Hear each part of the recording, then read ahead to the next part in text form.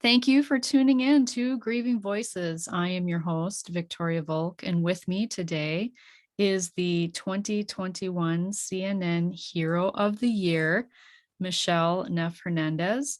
She is also the founder and chief executive officer of Soaring Spirits International, a nonprofit organization providing peer support programming for widowed people worldwide.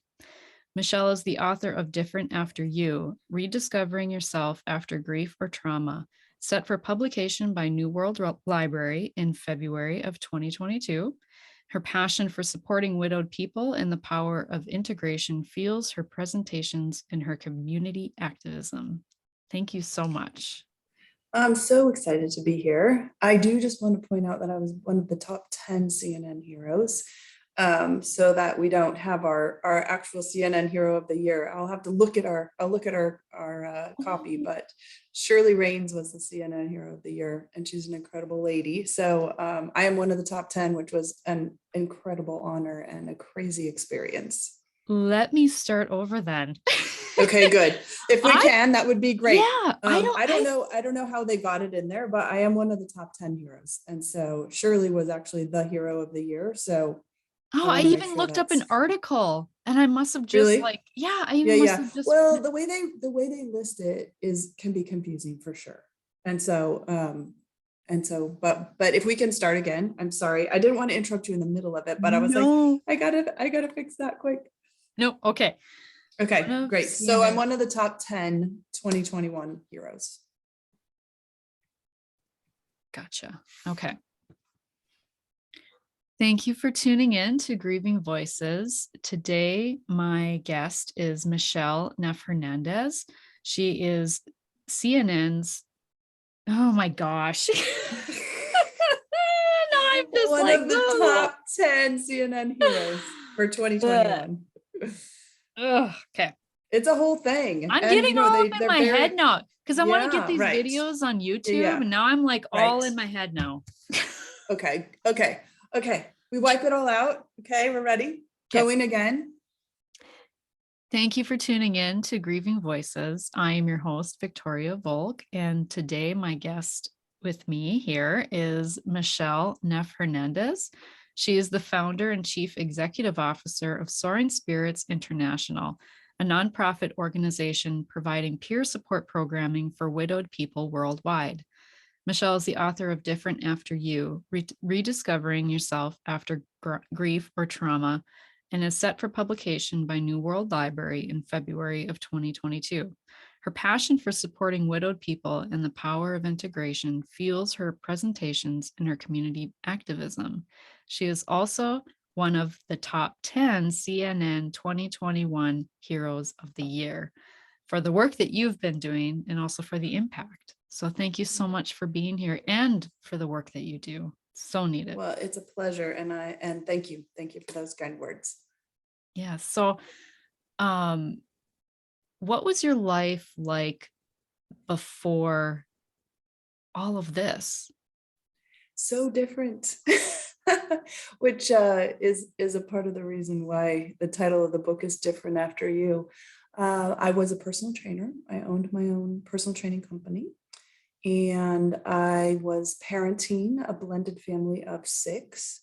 So my late husband, Philip, was just actually in the process of building his own air conditioning and heating business. And so we were both self-employed, and we had a combination of 6 kids together. He had 3 from his previous relationship that were teenagers, and I had 3 from my previous marriage, where my oldest was, when we got together, my oldest was 8.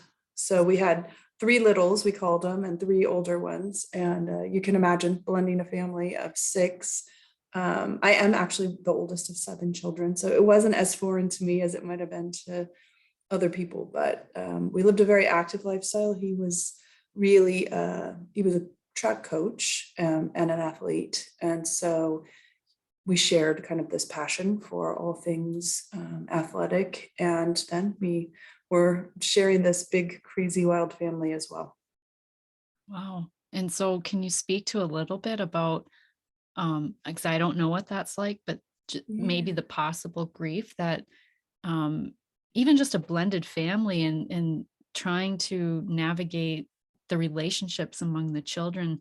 You don't have to go into detail or anything, but Yeah. just, what those first few years are maybe like to. I'm so glad you asked that because, one of the key messages in the book is about integration, and it's about taking all of the difficult things that have happened in our lives and acknowledging, what we grieve about what that experience has brought to us, and then also taking those things that we've learned from moving through that experience to help us with other experiences. So when I got divorced, I was crushed. I got married at 20 years old. I was only 20, and I thought it was forever. And I was really I went through a really difficult period of disillusionment when my marriage ended. It wasn't a choice that I would have made, but ultimately participated in. And so here I was with three little kids and feeling like I had to recreate my life, and I didn't want to. I went through an angry divorce kind of attitude for a little while, and then finally sort of settled into knowing that I needed to do something different. And right about that time, Philip Hernandez walked into my life on a track, actually. And again, he had had his own experience of not having the relationship that he started early in his life work out the way he had hoped. And so when we came together, we came with two very different parenting styles. We came with different loss experiences around how our relationships ended. And it was hard work. And I think I never really thought that the work that I did around my divorce or the blending of the family that Phil and I then, sort of came into was going to be useful in any way. But I will tell you that after he died, though I didn't want to single parent, I knew that I was capable of single parenting because I already had. And I kind of leaned into the lessons that I learned while we were blending our family, what it's like to, really honor and recognize the different needs. Because you can imagine, right? There's 8 of us, and everybody had needed something different. They needed something different from each other. They needed something different from each of us as parents. They needed a different thing from each of us as a parental unit. And so I would tell people blending that family is one of the hardest things I've ever done, because the unique pull and push of what people need from this family experience was so tough.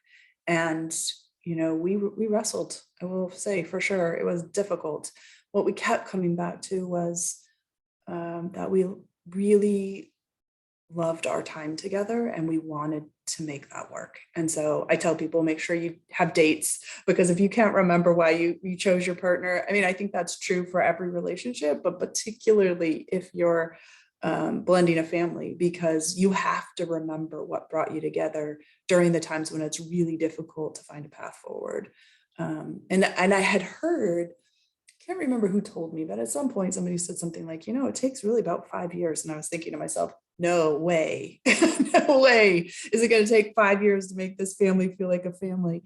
And really, he died after 5 years and 3 months. And I can tell you that we had really kind of hit our stride. Like, we felt like a family, and it wasn't that it was easy, but I don't think any family is really easy, but it did feel like we were a family. And so, for him to die right at that time, it felt like we were robbed of, what might have been, I think. Mhm. And the kids too, because I'm sure that they settled Sure. into this new life and new Mhm. family unit. And Yeah. um, And without him, we sort of ended up in two different camps of trying to figure out how to grieve him. And so, that definitely was another loss. We talk a lot about in the grief world about secondary losses, and in the early stages that was a primary loss, but going forward in my life has remained a secondary loss, which is, they really needed to find their own way. And in a lot of ways that didn't include me. And I needed to be okay with that, even though I wasn't. And so that's been another piece for all of us, I'm sure, But for certainly for my 3 kids and myself, that was another piece of what we had to make our way through. After he died, he was the linchpin. Right. Well, and even the relationships the kids had with his kids, Yeah, for sure.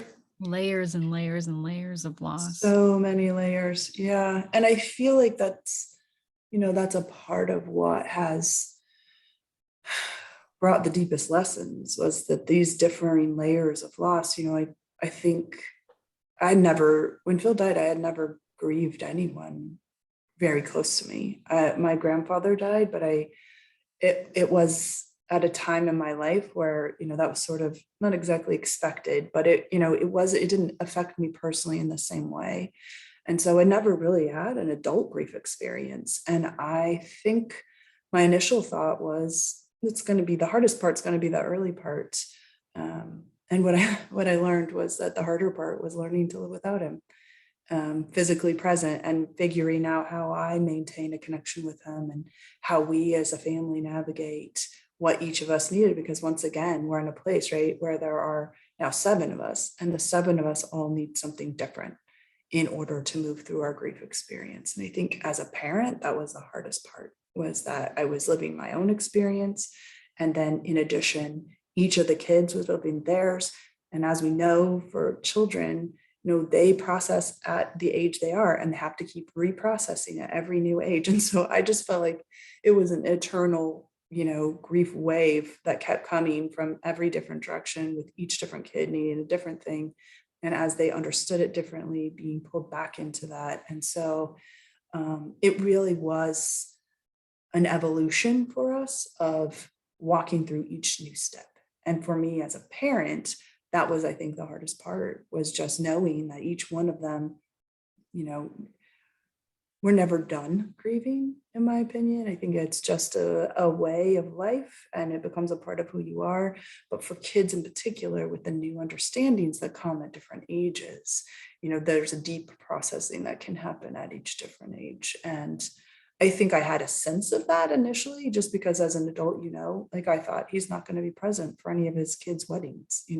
He's not going to be present for any of our children's weddings. And so when my daughter got married a couple of years ago, we found ways to honor him. It had been, I don't know, he had probably been dead 13 years, I think. Yeah, it would have been 13. It'll be 16 now. They've been married for 3. So he'd been dead for 13 years, and all of us felt, the absence of him. And so that's just been part of our ongoing understanding of what it's like when you live with grief.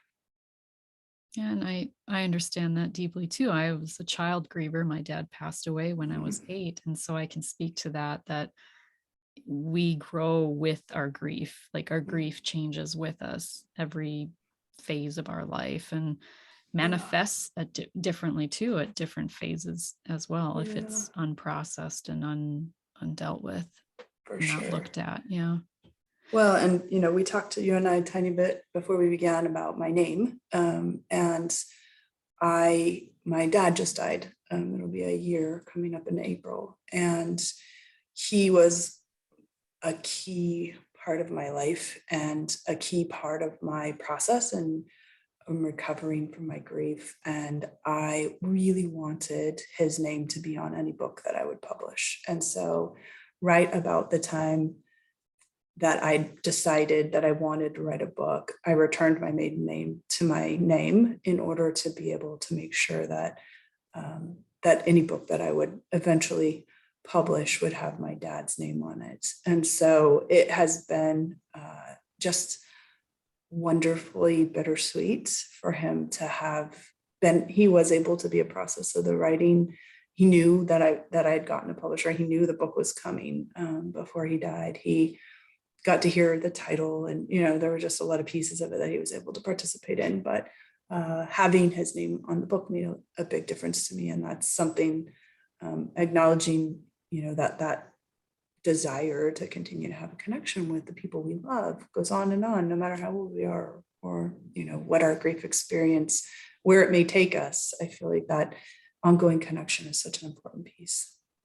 Well, even in unloving relationships, the Mhm. relationship still continues after the person passes away, living or dead. I mean, For we have sure. relationship with people, Yeah. and so how is the grief, how have you, I mean, have you looked back then? I'm sure you have, but when your father passed away, which I'm sorry, during COVID, were you able to be with Wow. him?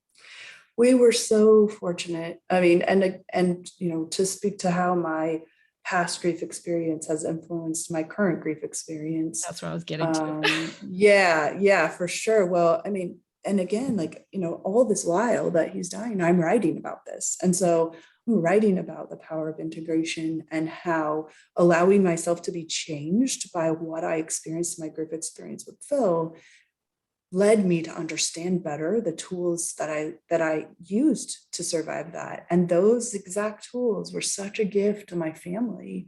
So as I said, I'm one of seven, and my dad decided that he wanted to access hospice care. And we were able for 6 months during COVID to take care of him, all seven of us. Mm. And so we ended up with an incredibly beautiful death experience, which especially with the work I do, we've participated in providing care and support and resources for COVID widowed people since the beginning of the pandemic. And so I've heard the stories that are heartbreaking and understand very deeply how fortunate we are to have been able to care for him at home, right to the end of his life. And so it was hard, some of the hardest work I've ever done for sure. But because of my grief experience, I was able to kind of lean into it in a different way. And my husband was killed in a cycling accident. So there was no opportunity to care for him. There was no opportunity to say everything you might want to say. And because of that, I understood how valuable that was with my dad.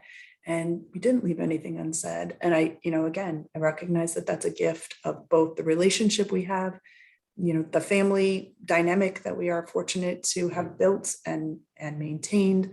So there's a lot of pieces there, I know, but ultimately our ability to be present was impacted by my grief experience for sure.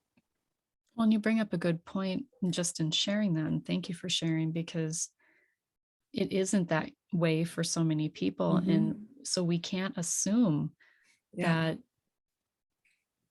people have it the same way we do, or yeah, the same type of even relationship that we do with yeah, our loved ones. And so yeah. assumptions really can create some hurtful comments You really along do. the way. Yeah. And I think that, because I've worked with so many widowed people over my career, I just have a breadth of stories. And what I always tell people is that I love about community for grieving people is that it gives you the scope of experience, right? So, you may not have had a great relationship with your father, and you may not have a great relationship with your siblings, and maybe you weren't even able to be present for your father's death. And so that's one side. And then there's the story I just told, and then there's so many in between. And it helps us to know that there are so many different ways that we live in relationship, and that the way we live in relationship is going to impact how we grieve, as well as every situation related to how our person died. And so I value that about our community, because it gives you this sense of there isn't one way to do this. There can't be, because there's no one situation. And so every situation is going to be influenced by our relationships, by what we know about grief, by what we've experienced in the past. And that's the key work of integration, is being able to allow ourselves that. I feel like there's such power in that. And that became, because of that belief, the focus of my book. So, do you feel the first step for many people who find themselves in a situation of loss, with not knowing where to go or where to turn to, the first thing to do is to look for support? I do. And I recognize in saying that some people will say, I don't have any. There just isn't any. Because again, some of us are walking this road alone.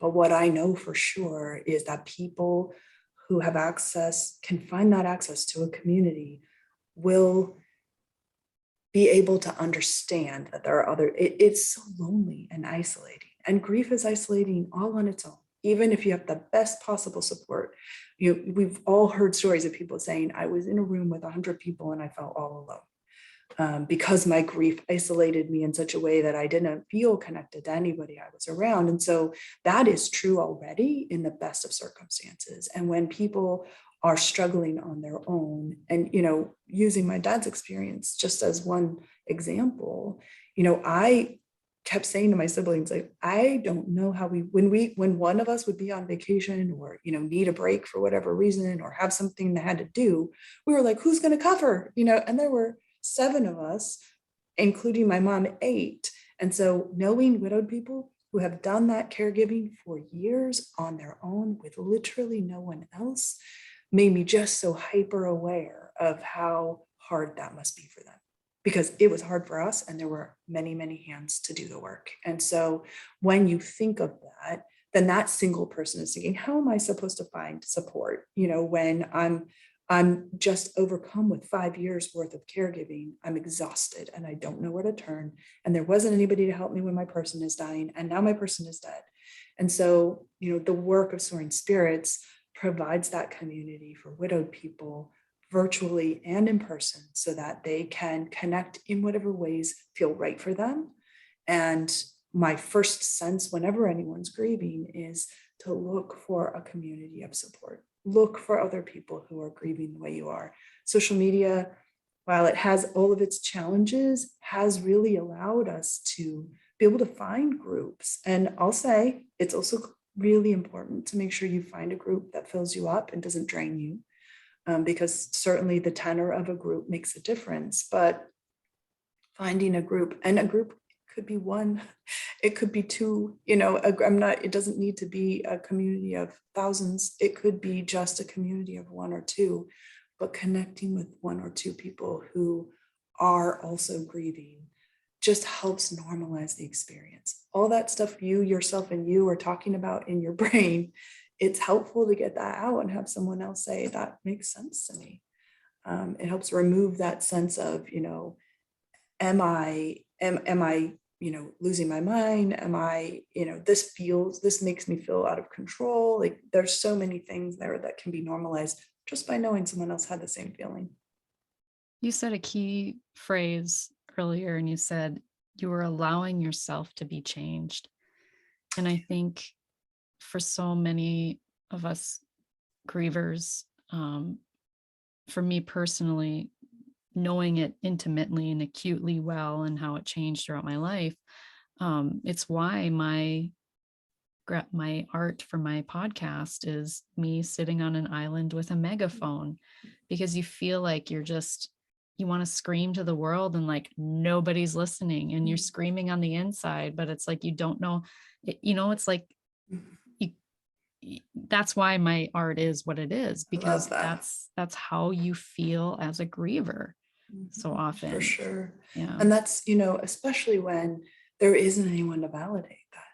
And for me, that's the beauty of the community piece. But coming back to being changed, I think one of the most harmful things that grievers can do to themselves is set going back to normal as the goal.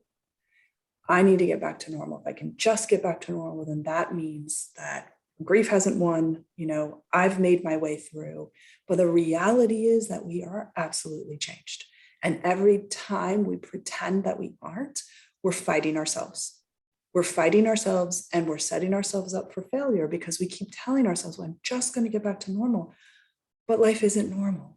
What was normal can't ever be again, especially for someone who's grieving, but really for anyone who's lived through a traumatic experience.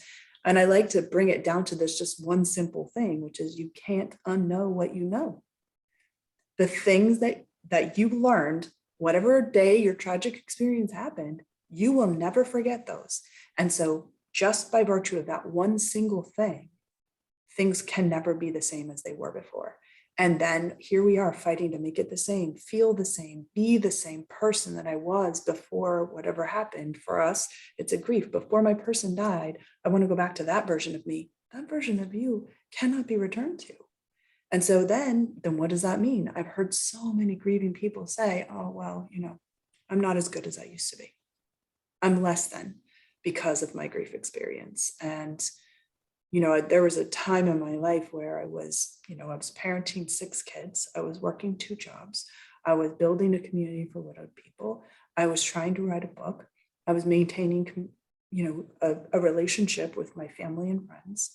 And all I wanted was to be back to the other girl who could manage all the things better. And so, because it didn't matter that I was doing all those things, if I couldn't recognize that this person that was surviving this horrible thing was valuable, it wouldn't have mattered. Who else told me I was valuable? Didn't matter what number of things that I did. Nothing mattered until I decided that this new person that was born from the experience I lived through was valuable. And so I needed to allow that change. I needed to allow myself to be changed. And that's been such a critical part of my personal growth, but also the ways in which I've been able to support other widowed people have been the crux of that, which is being able to find the value in the self you are now.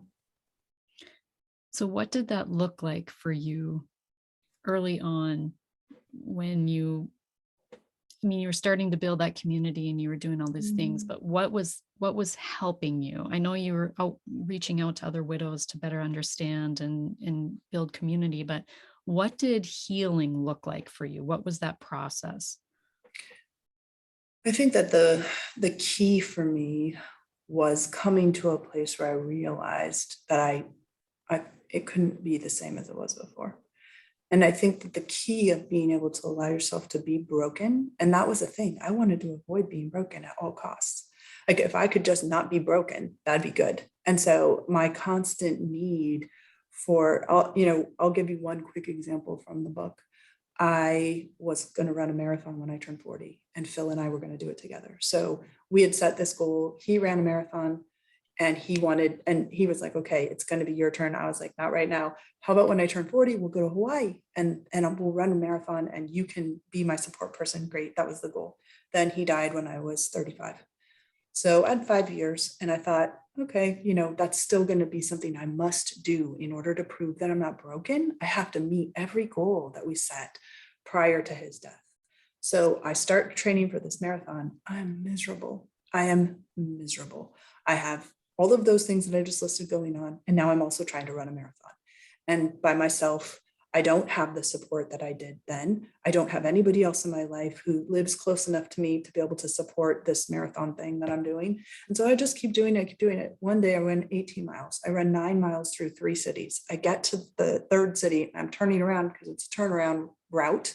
And I start crying. I'm like, I have to run all the way back.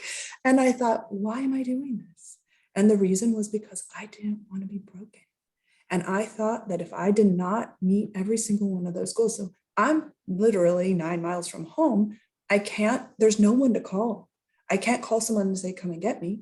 I have to run back. So I run back those 9 miles because walking was just going to take longer. And I got home and I thought, I'm not doing it. I'm just not doing it. And freeing myself from the judgment. The marathon I was training for was the LA marathon because I had decided I'm not going to also travel. So I'll just run the same one he ran. I watched it on TV from the couch and I thought this was the right choice for me. And that was just the beginning of understanding like, okay, you don't have to do all the things. You can be different. That doesn't mean you're not valuable. It doesn't mean, and ultimately to end that story, it even didn't mean that I wasn't going to run a marathon. 3 years later, my daughter decided that she loved running, and through a crazy situation of, one thing after another, she and I ran a marathon together. And so I don't know that would have been possible if I hadn't been able to release myself from that first marathon, because I'm telling you, I would have been miserable. I would have been miserable. And I probably would have been like, I'm never doing that again. Instead, I said to myself, I don't have to do this. I'm only doing it to prove it to myself. No one else cares. And even if they do, I can't. I don't want to. So it's being in a position where you're able to say, I can free myself from having to be who I used to be in the exact same fashion. Of course, there's going to be a lot of things that are going to be similar about the person you were before your person you're grieving died and the person you are today. But there also might be some differences, and allowing for those differences was the beginning of me understanding the value of accepting that when we're broken, when we can be broken, that means there's space for healing. For as long as we pretend like we're not broken, what are we healing from? Yeah, so much there. I'm curious, because was it just this thought process that you had within yourself, this dialogue that you had within yourself, or did you look to external things to help you process your grief? I Because think that what I'm getting at is, are some people just built differently as grievers? Like you just like have this thing in you, yeah. or Well, I mean, I think that's true, right? Just because we're different as people. So Mm, yes, I think that's partly true about every person. But at the same time I was doing all of this, I was also building that community and hearing story after story. And the thing that people would say to me most often was, when am I going to be back to myself?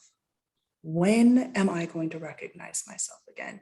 And so I think that for me personally, the pairing of the desperation I heard from other people when I could clearly see their value. And so then there was a beginning of understanding, like, okay, well, if I can clearly see their value and they're telling me that they want to be back to the valuable person they used to be, then how does that apply to me? And so I think that there was this pairing of coming back to what we talked about in the early part of the episode, this span of what you understand when you're in community. You get the access to all these different experiences that may or may not be like your own. And I think some of the most valuable ones are the ones that are totally different from yours, because now it's like, okay, I have this scope of experience to reference when I'm thinking about and processing my own grief. And so I think for me personally, the combination of, yes, I am a person who is able to self-reflect. I am a person who has had that experience in my lifetime, right? So when we think about how we come to grief, we come with the experiences we've had in our life. And for some of us, that will include self-reflection. And for some of us, it will not. And so that will be harder for people who haven't had that experience before. It also will be one of the gifts of their grief experience if they allow themselves to self-reflect.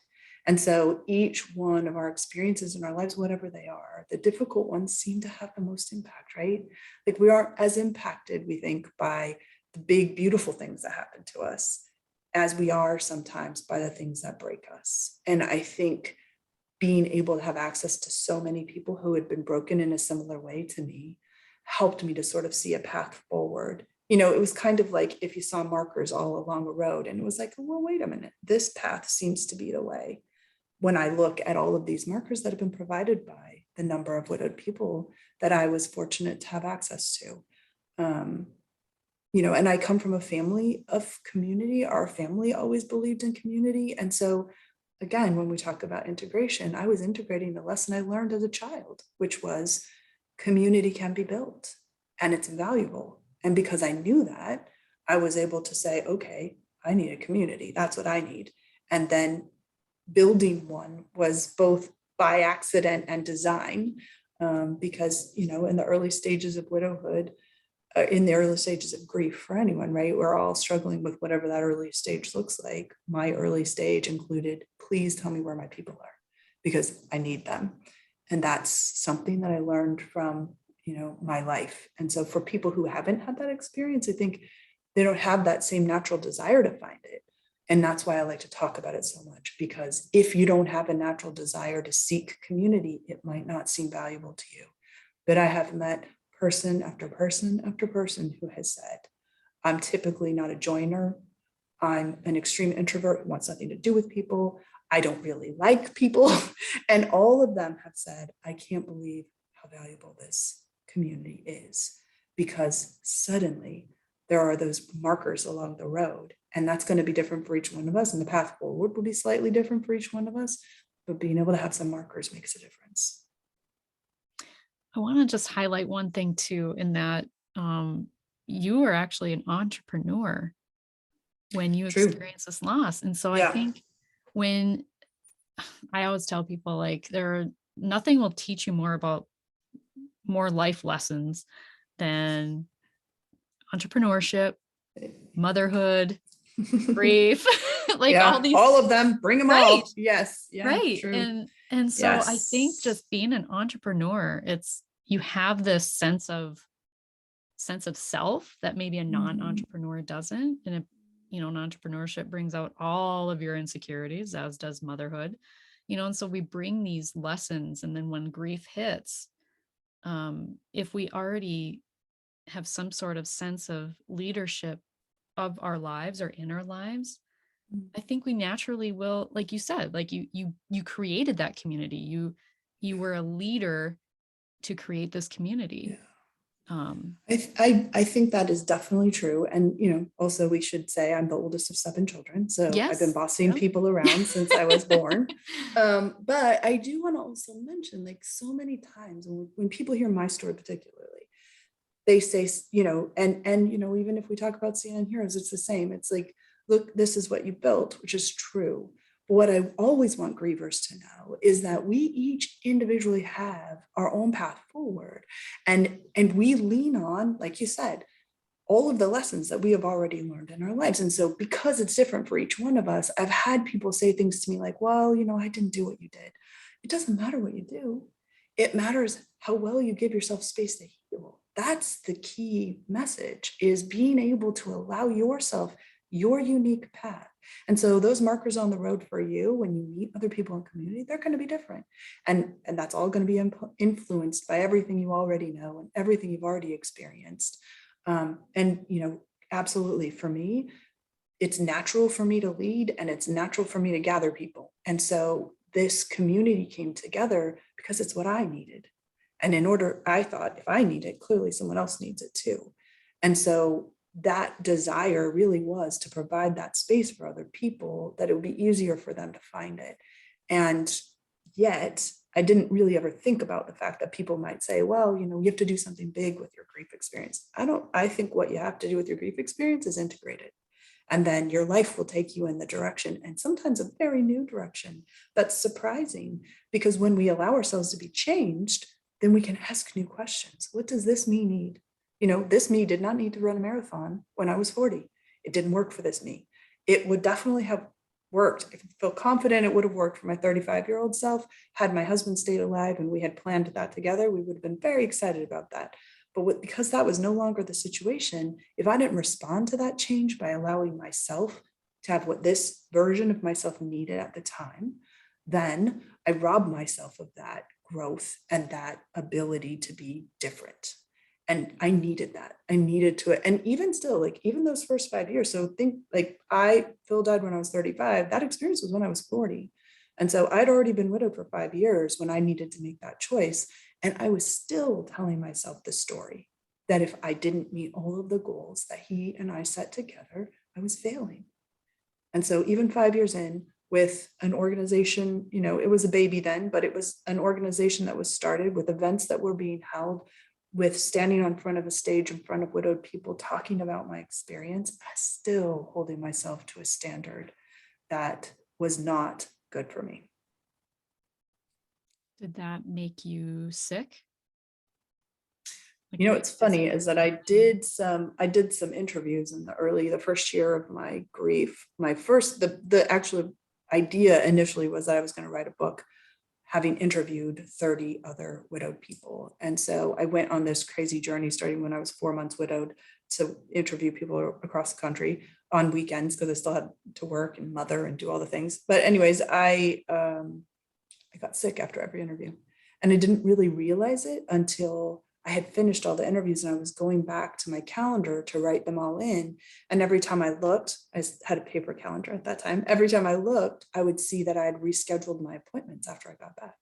And I only did that when I was sick. And I got sick after every single one. And so definitely that physical connection. And the thing was that that's very natural for me, because as a personal trainer, I would train people about how their physical selves were responding to their emotional selves. And so now here I found myself in the reverse of that, really being firmly rooted in my emotion and sometimes forgetting how that was going to play out in my body. And so it was a really interesting flip of story for me as a athlete and for me as a person who was grieving, to really recognize that, to see that in action was at some points really cool and at other points super annoying. Mhm. So we just had Valentine's Day. How did you spend it?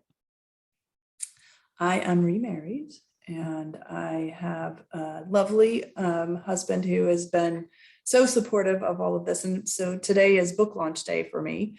So yesterday we celebrated with sushi and eating in so that we weren't out with all of the people who were lined up hoping to get a table, but it was lovely.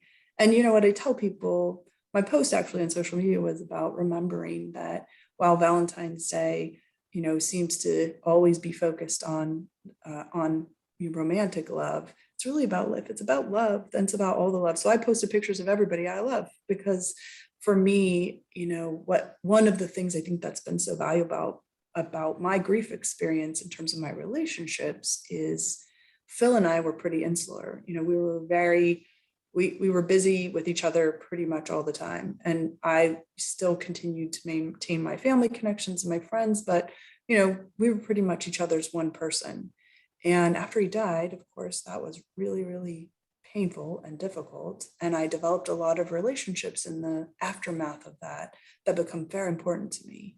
And so in this new version of my life, my husband is a key person in my life and one of my best friends, but he is also a part of a collection of people who matter to me. And I'm really hyper aware of that, of maintaining all of the connections that fill me up and recognizing that everybody has a part to play.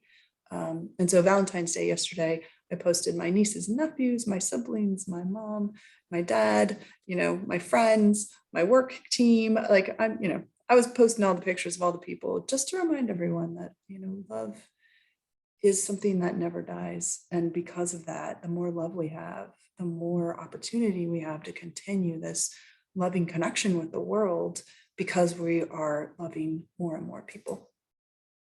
I love that. I actually posted about self-love. Hmm. If you felt like Valentine's Day was not bringing all the warm fuzzies, Yeah. take all The that, chocolate and the bunnies. yeah, take all that love that has nowhere to go and give it to Mhm. yourself. And um, so for widows especially, right? Like it might not have Yeah, been. and I think for grievers in general, because like I Yeah. said, so often we're so hard on ourselves. And people have often asked me, what's your best advice, to give to someone who's newly bereaved? And I always say, talk to yourself in the same way you talk to your best friend. Because we so often will hold ourselves to ridiculous standards and forget how difficult what we're doing is. And we would never say that to our best friend. If our best friend was living our exact circumstance, how would we care for that person? Care for yourself that way. And so I love that idea of, making sure that self was on my list of self-love people for that reason, because if we can't, and that all circles back to, what I said in the beginning about this list of things that I was doing, and I still saw myself as less than because I hadn't been able to look at myself and say, you're valuable just as you are, and that this experience has not changed how valuable you are. It has changed your life circumstances, and you need to adapt to something new that doesn't make you less than you used to be. And I honestly can't count the number of times that I've said that to people who are grieving because we want to somehow honor our person or honor the experience or stay connected by making sure that nothing has changed. And it's just an impossible standard.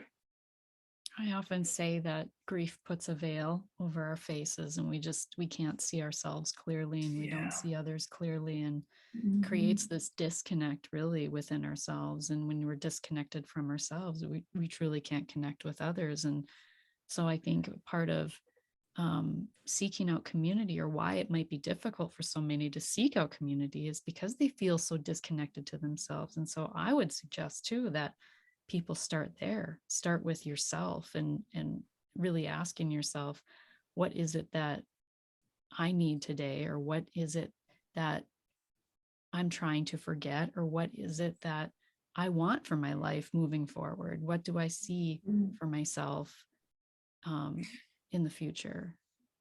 I think that the other part of that that's so difficult for grievers is that, as you said, because we can't see ourselves, and oftentimes that clouds the way we see our relationships with others, it feels like there's just nothing in the future Mm-hmm. and that we don't know the answers to any of those questions.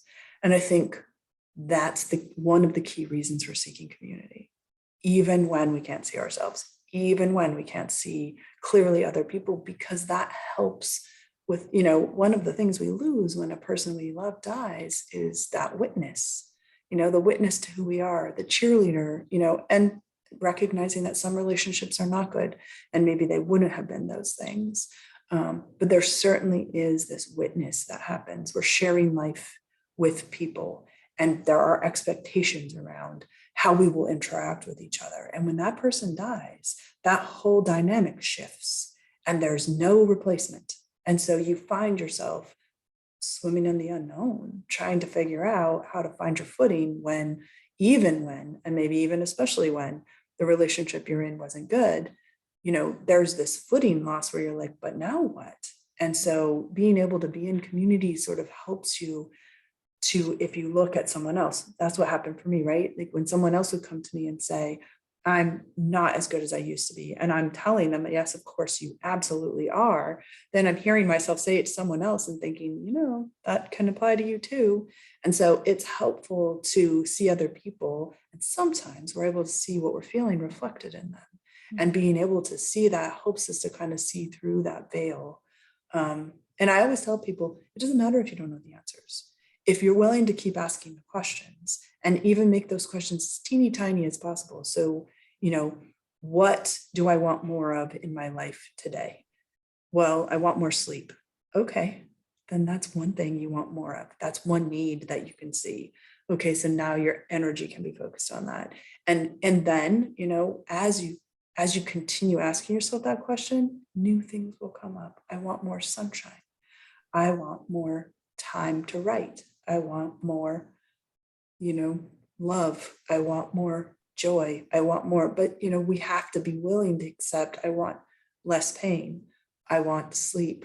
I want a break from this, going swirling around in my head. Like sometimes the things that we want are not going to be the fluffy fun things or even really forward looking, exactly like we are taught to think of forward looking. What do you want? Your 5, 10, 15-year plan. And so if you can give yourself the smallest opportunity to answer the question, what do I want more of in this moment? What do I want more of in the next hour? What do I want more of for this day? Sometimes that can be a good place to start and practice being able to answer questions that sometimes just feel unanswerable And overwhelming. Very and overwhelming. annoying and sometimes hurtful, right? Like, when my fence fell down in my back 5 months after Phil died, the fence blew down.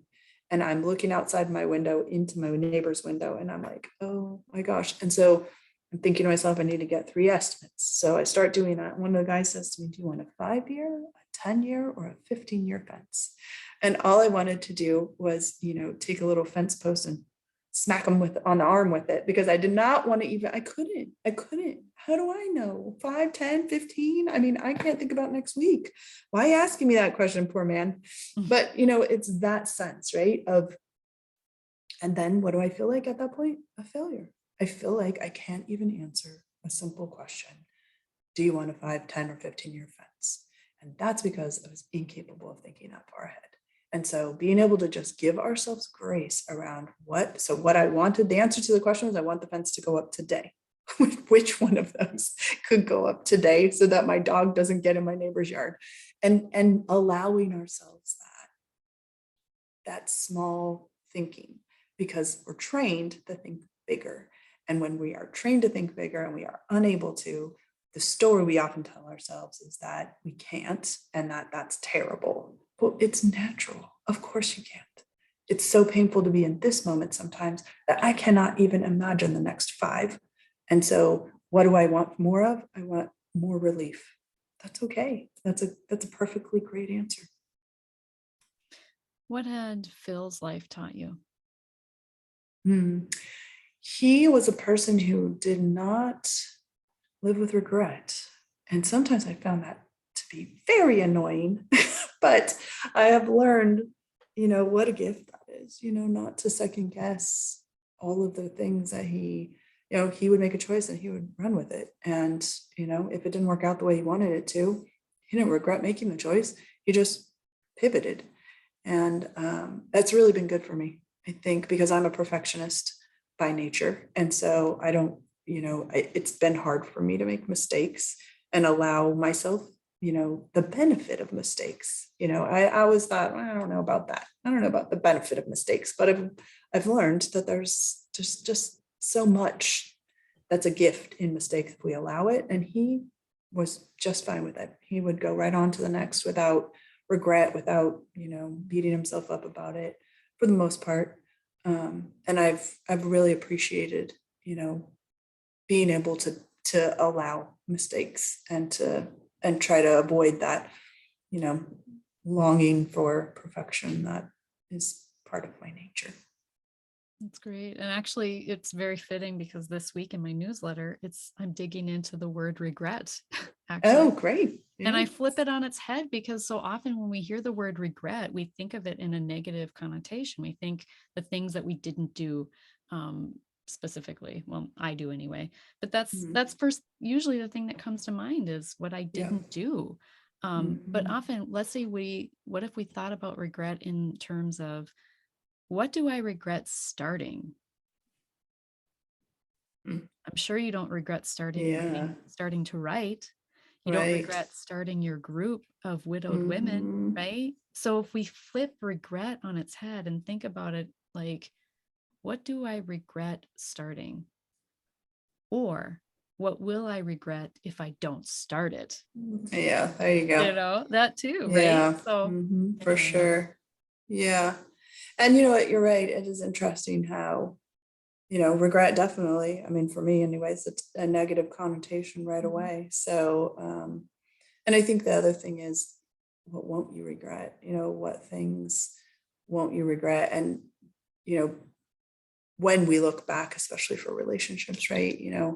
I don't regret that, even knowing that we would only have 5 years together. I don't regret the choice to spend my life with Bill. Um, and so that's another road for regret, is the things that we value and would do again, even when they're hard. What was your dad's name? What is your dad's name? Not My was, but dad's what name is your is dad?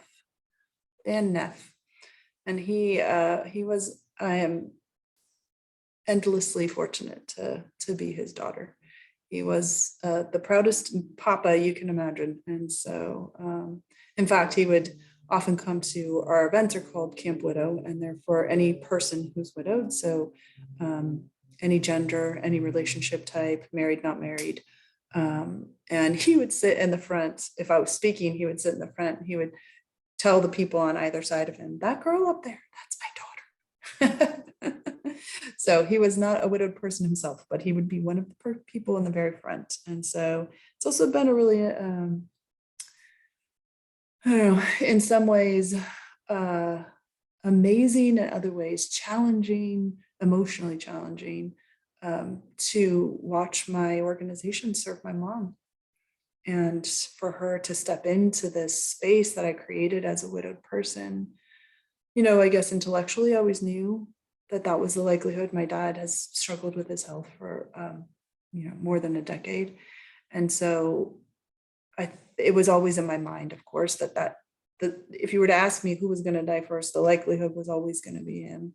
Um, and so it's been incredible to witness my mom stepping into this space. And again, my parents are the people who taught me about community. So she is a natural community builder, and she is at home in community, and she fits right in, and is creating her own communities within the community. So it's been a really heartwarming and also heartbreaking experience to witness her stepping into the widowed world. And, partially the one that, that I built for this purpose, and partially, just understanding on a personal level what it's like to be changed by widowhood, and knowing that on the one hand, there's nothing I can do to change anything about the pain that she's living in.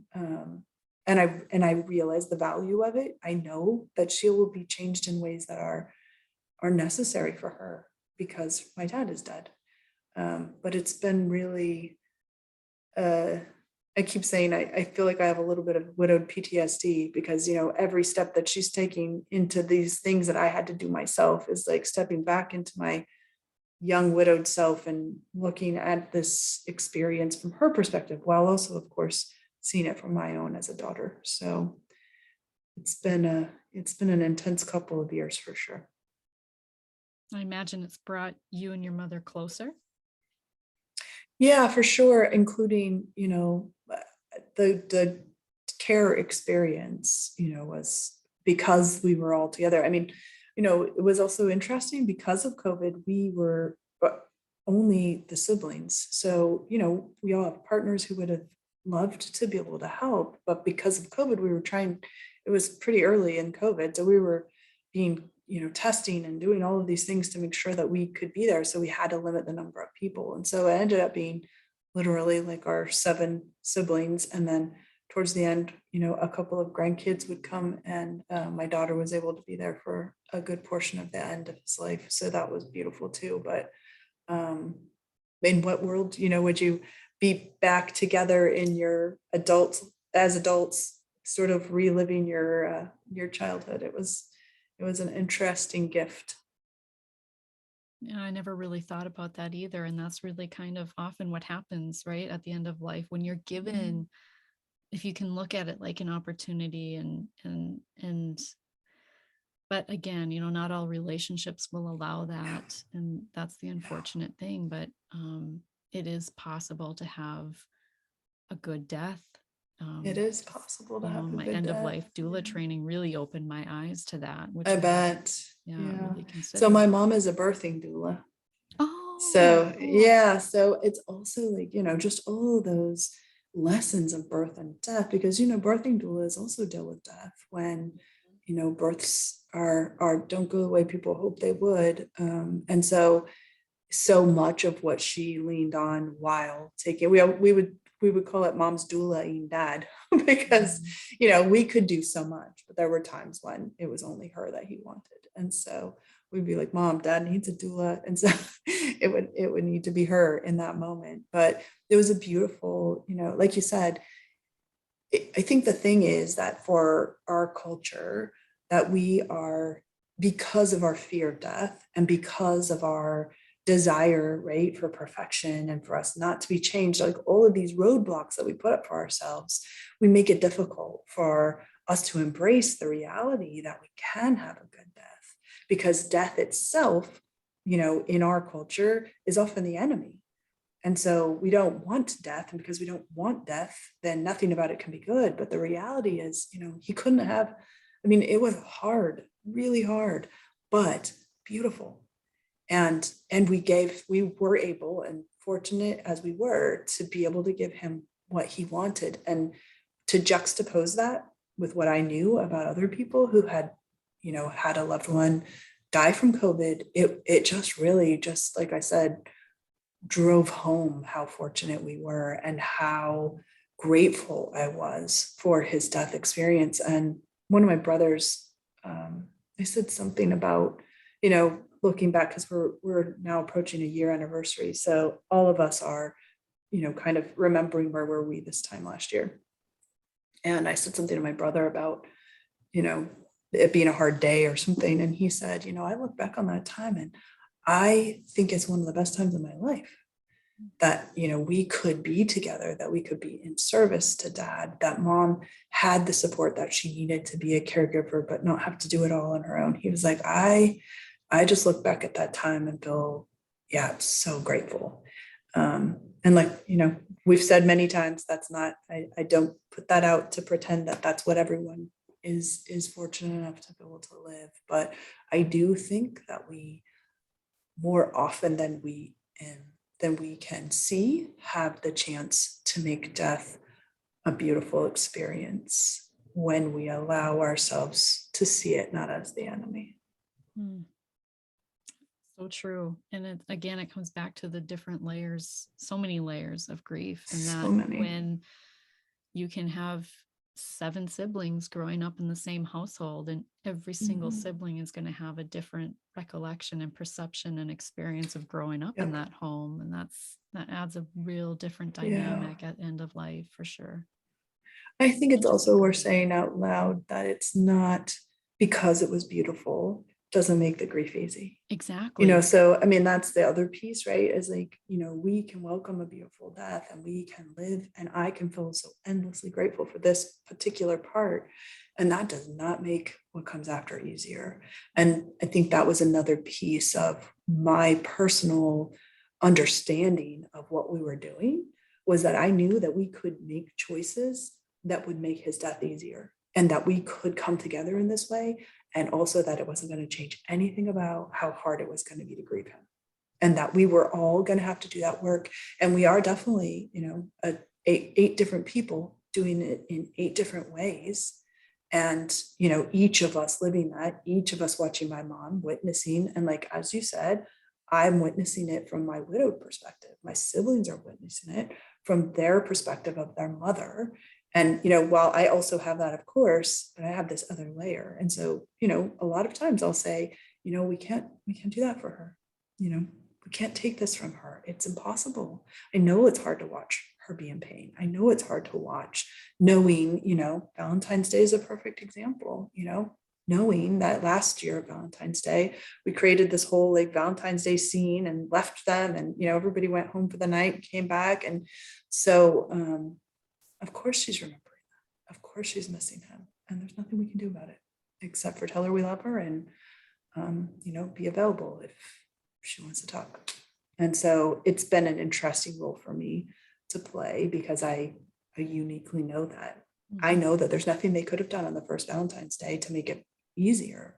Except keep loving me. I had to make my way through. So knowing that for people, we don't imply that a good death makes the grief easier. A good death just means that, that passage between life and death can be smoothed by a willingness to allow the love and the conversations, and, and also to let people just be who they are. No one's going to change in their last 5 minutes before they die. And so being able to recognize that relationships may be what they are, it doesn't necessarily negate the opportunity for a good death. Yeah, you grieve at 100%. There's no half grievers, That's regardless of true. the That situation. is true. Try as you might to grieve Yeah. 50%, it will not work.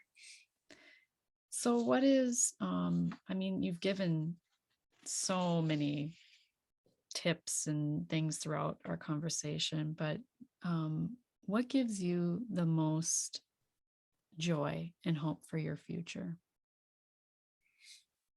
Hmm. Well, I would answer that in 2 ways. One of the things that brings me so much joy is the privilege of witnessing the evolution of my widowed population. Like when I meet a widowed person who has just been widowed, and then get the opportunity to be a part of their lives for 5 or 6 or 8 years, and be able to witness where they are 8 years later, it's an incredible gift. There's nothing like it. And the fact that they can look back on their experience and say that being a part of this widowed community continues to be a blessing to them is the whole purpose of my work. And so I feel very fulfilled in that way. And then on a personal level, one of the things that Phil's death taught me, just in such a deep way, was that the time we spend matters, and being able to make space for things that might not seem that important to the moment. If one of my, for example, if one of my kids calls, I turned my phone off today because if one of my kids calls, I'm always going to answer. Like I'm always tempted to answer something. I can't look at the phone. But, of course, that seems like something that people would always do. But, my nieces and nephews, I have a really special relationship with them. And I look to Phil's death as the beginning of that, because it was like, okay, you know what? My 11-year-old niece does not care if I have a big organization for widowed people, if that means that I can't come to the recital, or that I can't make time to talk about her latest book, or that I can't spend time, I have 10 nieces and nephews who are between the ages right now. The oldest one just turned 14 and 8 years old. And they're my little buddies. And I honestly believe that that's because Phil's death taught me, like, you only get to do this one time for real. And if you want to leave a legacy, that legacy can be built one phone call to someone you love at a time. It doesn't have to be bigger than that. And so I'm always filled up by taking those times. Even last night, Valentine's Day dinner, I don't take that for granted anymore. And those moments are ones that build a legacy of making time for the people I love. And I'm super grateful for that lesson because it's changed the way I spend my time. Has it changed your camps that you nurture and bring together for widows? How have they changed over the years with your They're grief? always, yeah. I think the most thing particular about my own grief, right, I'm in a different space now, right? From I started this journey having nothing to do with nonprofit, knowing nothing about what I was doing. And now I've been a nonprofit professional for 14 years. And that experience alone, right, has shifted some of how we do what we do. But I think the key thing about my own experience is that we make sure that people don't feel like they have to outgrow our programs. And by that, I mean, if we go back to that example of someone who's newly widowed, let's say 5 years into their experience, they have a new person in their life. And if they've disconnected from their widowed community, that learning how to love somebody again and finding a balance between the love you had for your person who died and the love you have for the person who's alive, and how you, especially because if you marry them, then husband or wife is the same word, right? Like I have another husband. And so how do you balance that? If you've lost connection with your widowed community, who else is going to answer those questions for you? The people that you need are the people living that experience. And that is an ongoing one. We talk about my daughter's wedding, like knowing that there are other widowed people who've made their way through weddings.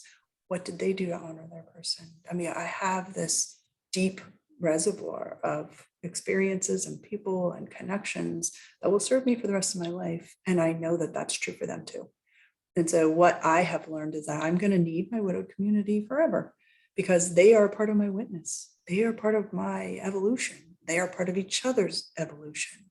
And so we build programs that people don't have to outgrow. And that doesn't mean that you stay stuck in your grief. That doesn't mean that you're not moving through the natural ebb and flow of life.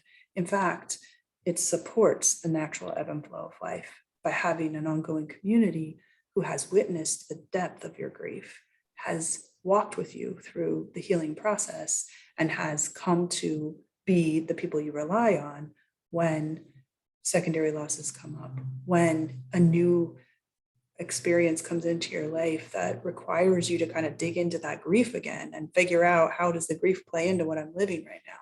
So the biggest message for me has been building a community that's a lifelong community of friends. And I'm super, super grateful for that. So what happens at, like, if someone comes to experience Camp Widowhood, like what happens?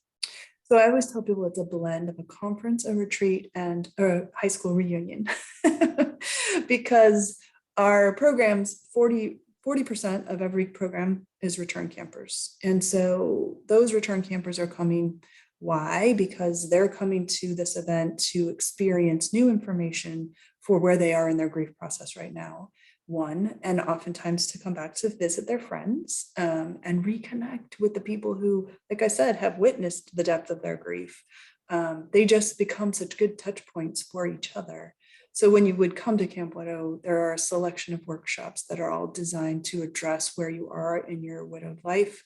So we call newly widowed to be a year or less, recently widowed to be 1 year to 3 years, middle widowed, which is kind of like the growing years of 3 to 5 years, where this life is, you're starting to put it together. You've lived it for a little while, but then often the question comes, but what do I want?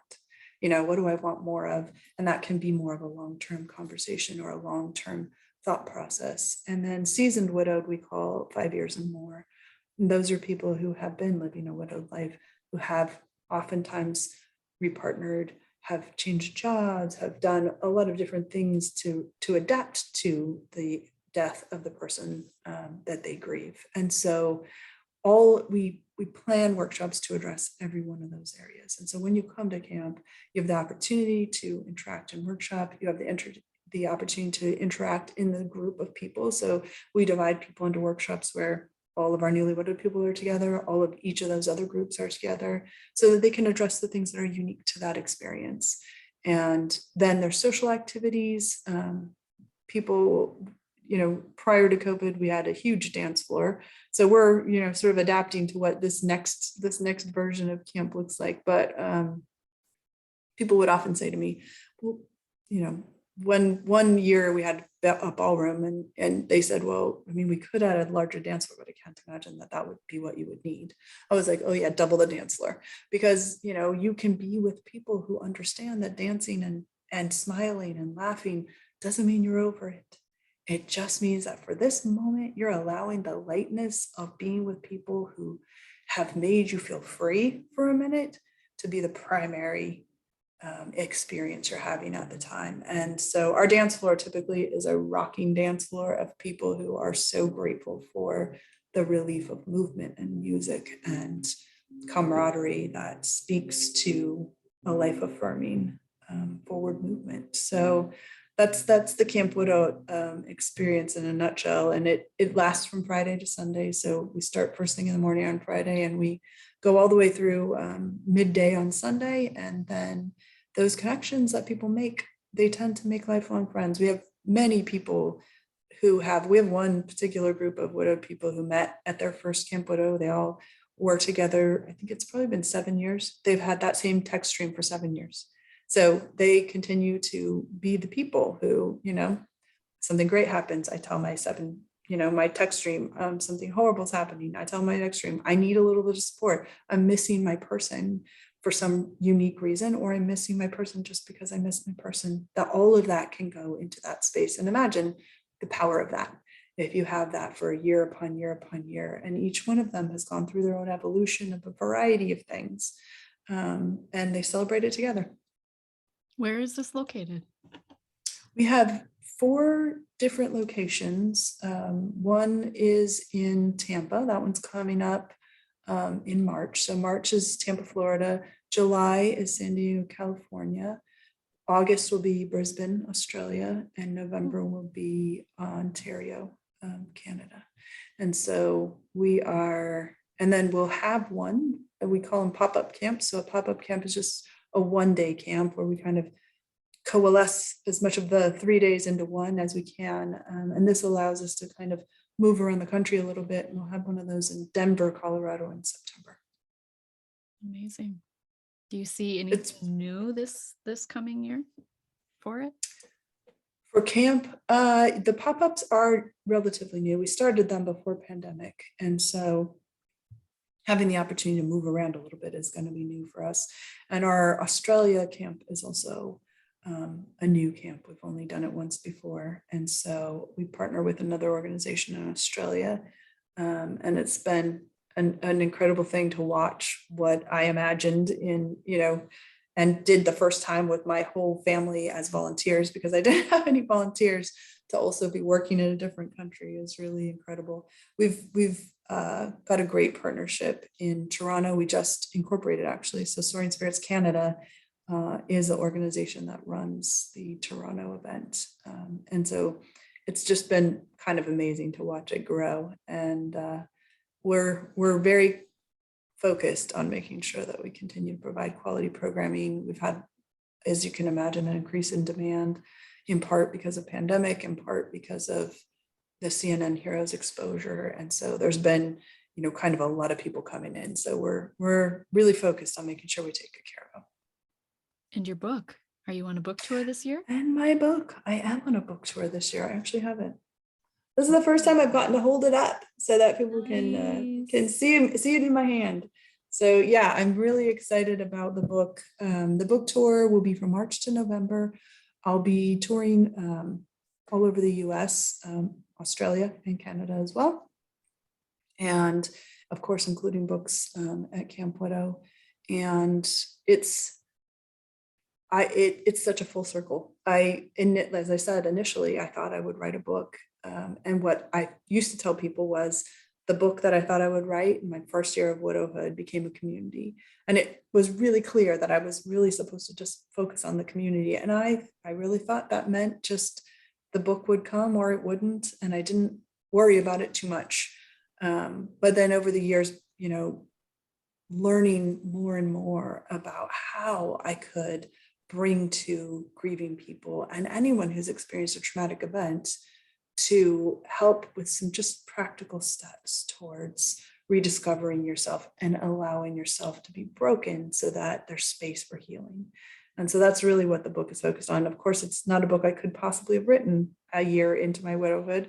So I feel like the timing is as it was always supposed to be. And I'm eager to get the message of the book into people who are struggling to accept this new version of themselves, because I see such potential there. And I really wish for people to be able to give themselves the kind of grace they would give to someone they love.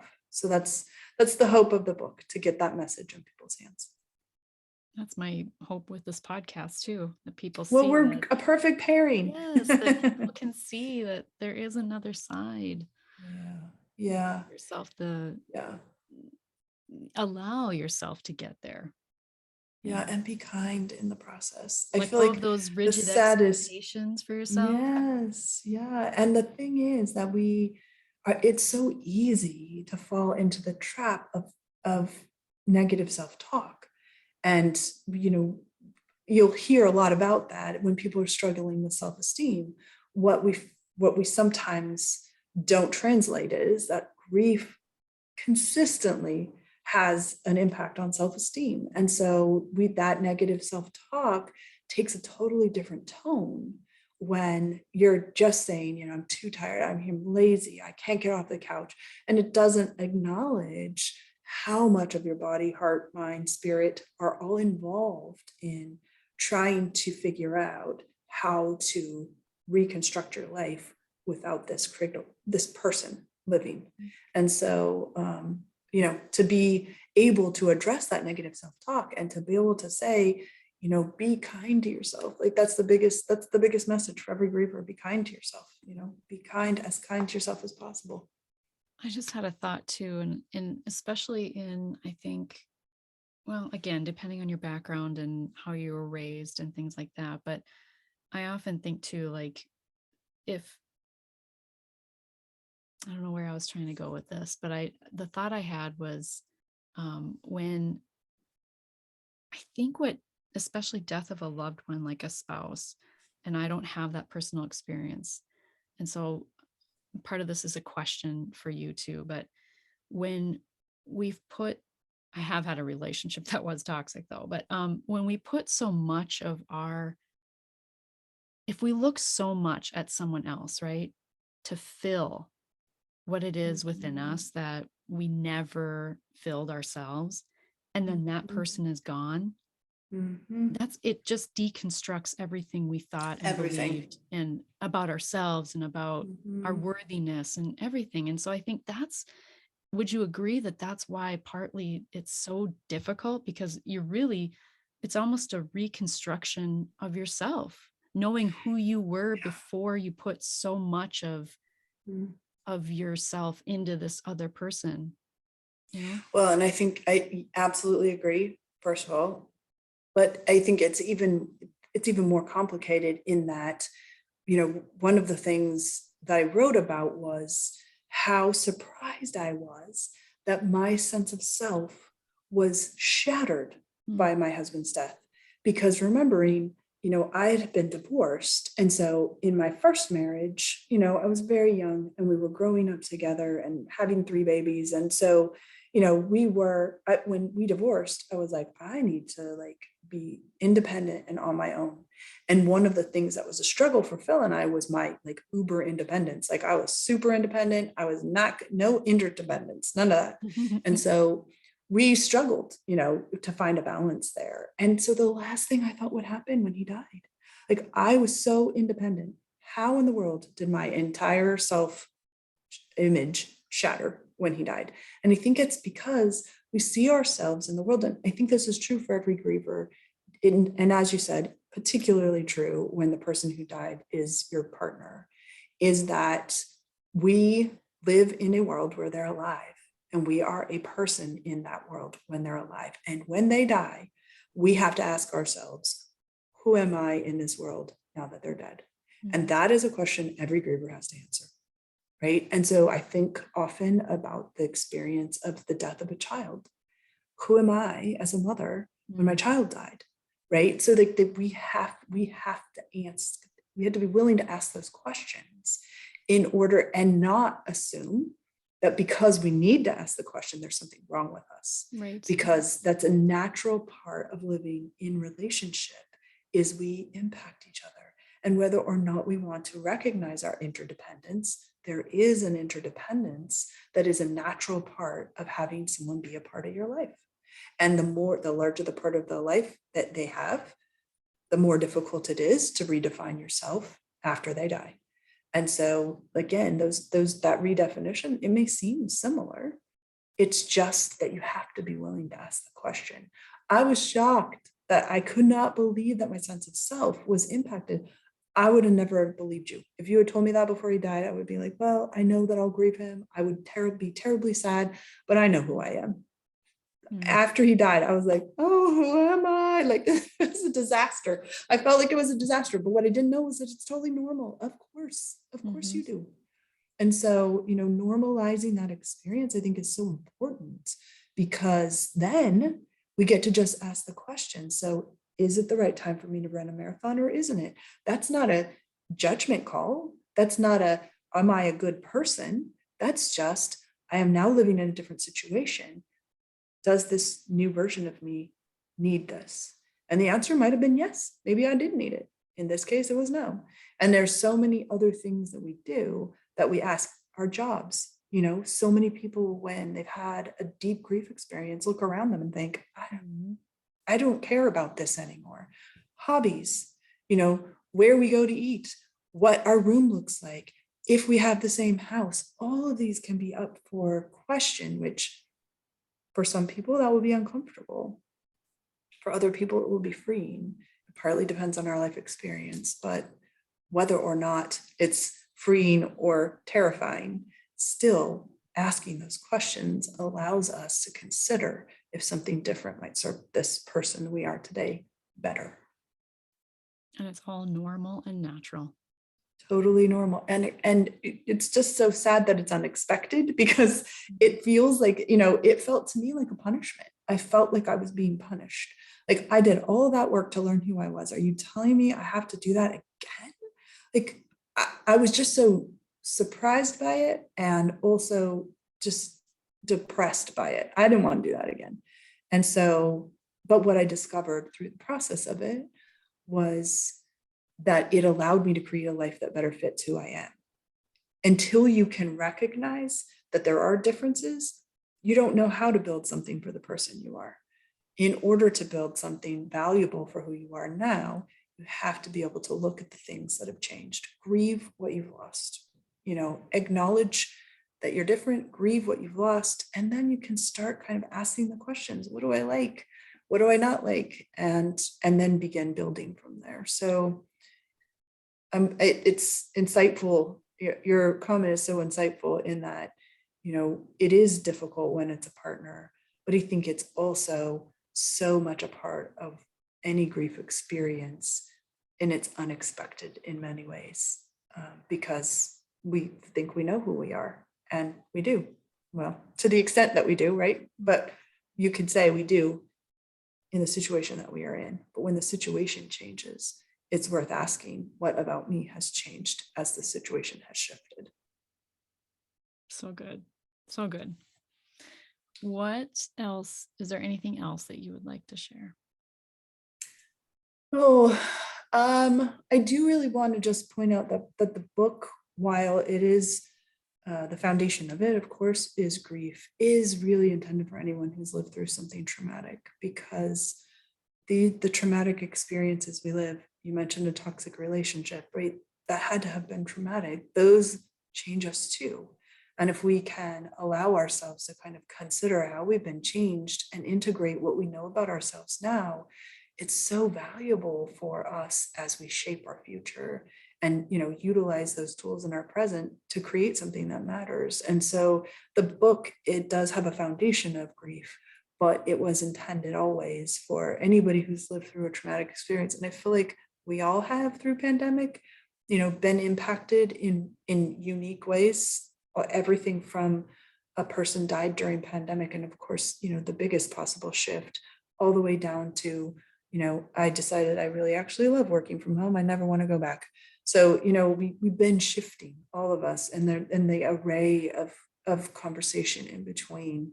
I think it's something, if we can acknowledge that we've been changed and we don't make getting back to normal the goal, then we're better able to use what's happened to craft something valuable. So my hope is that people will be able to see, not only, even if what they come to the book for is a grief experience, they see not only their grief experience, but the other experiences in their lives, and be able to begin to integrate some of what they've learned through that to be able to craft a really meaningful life today. It's an invitation to pivot. It definitely is an invitation to pivot. That's perfectly said. Where can people reach you if they'd like to connect, learn more about you? I'd love for them to join me on my website. It's Michele. I spell that with one L, thanks to my mother. So Michele Neff Hernandez with a Z.com. And you can find information for Soaring Spirits there. It's worth saying soaringspirits.org. So it's soaring and then spirits is a plural. .org. You'll find all the Soaring Spirits programming there. And then, like I said, you can reach me on my website. The book is there, so you'll have links to purchase a book if you'd like to do that. And you can also contact me there. And I will put all the links in the show notes. Awesome. I appreciate it. Yeah. And thank you so much for your time. I know you're in the midst of an exciting time, and It's been great. Yeah, this has been a treat. So thank you so much. I appreciate being invited, and I love what you're doing. And so these ongoing conversations, I feel like this is the way that people have the opportunity to understand that they can be changed, is by hearing exactly this. And I should also say, listening to a podcast community counts as community too. It doesn't have to necessarily be a one-on-one interaction. So in whatever ways you can expand your circle, those are the ways that you get to access those kind of cones that we talked about on the road. Absolutely. Yes. Thank you so much. This has been. Have a great day. Yes. Thank you. And remember, when you unleash your heart, you unleash your life. Much love.